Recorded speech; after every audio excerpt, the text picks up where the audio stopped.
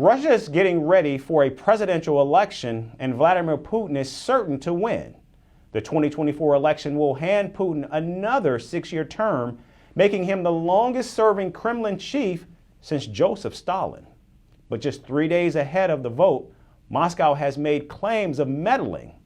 Russia's Foreign Intelligence Service has accused Washington of interference, claiming that President Joe Biden is plotting a cyber attack on Russian online voting systems.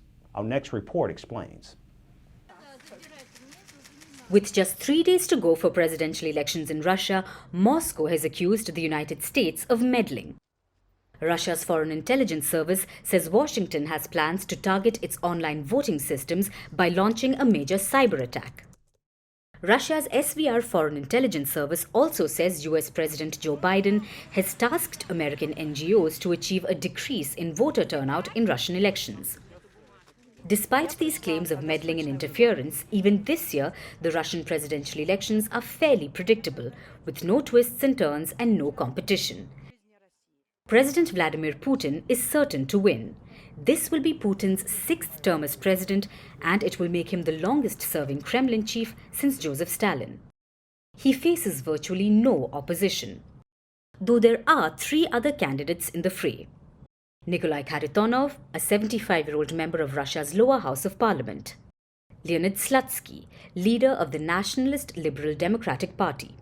And 40-year-old Vladislav Davankov, deputy chairman of the lower house of parliament. But all of them are backed by the Kremlin, so essentially it is Putin versus dummies. Putin, however, is facing dissent. Leading the protest is Alexei Navalny's widow, Yulia Navalnya. She has called for a massive election day protest against Putin. She vows to carry forward her late husband's mission. Alexei Navalny was one of Putin's fiercest critics. On February the 16th, he died mysteriously in an Arctic prison where he was serving a 3-decade jail term. We can still use that so-called election against Putin and use it to achieve our goals. Alexei himself told us how to do it. We need to use the election day to show that we exist, and there are many of us.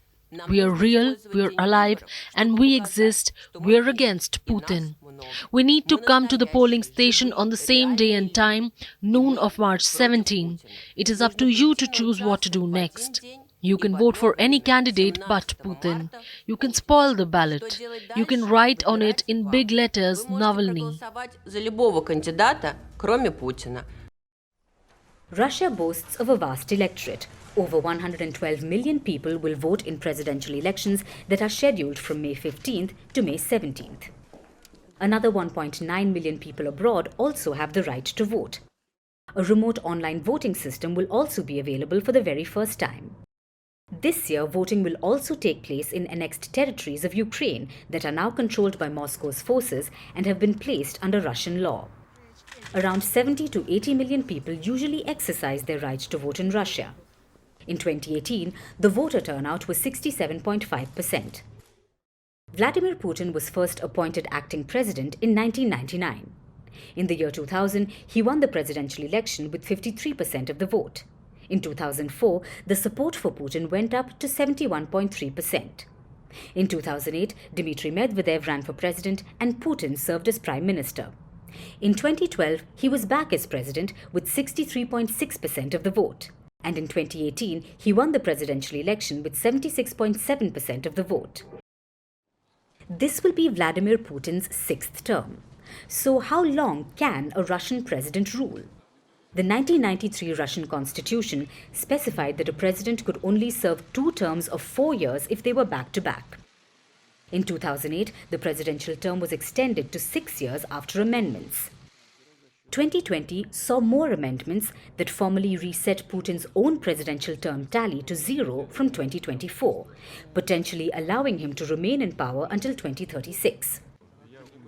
The West casts Putin as a war criminal and a dictator.